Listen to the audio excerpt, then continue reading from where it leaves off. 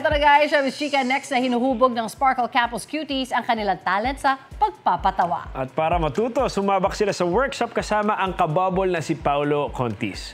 May unang chika si Aubrey Carampel.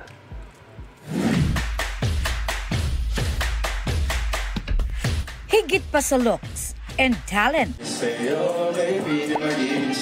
Sinubok din ang sense of humor at pagiging witty ng top 20 Sparkle Campus Cuties na sumalang sa comedy workshop facilitated by Sparkle actor and bubblegang mainstay Paolo Contis.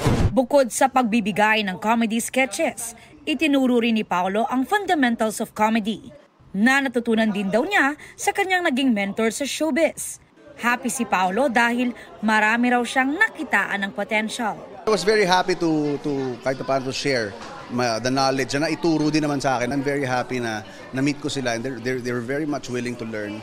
And yun naman ang masarap turuan, yung nakikinig.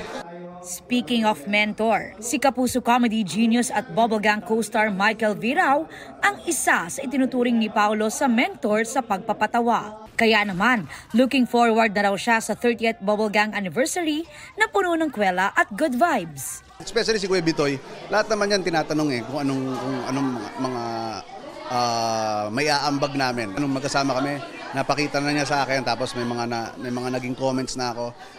That's the best. Isa pa yan, di ba?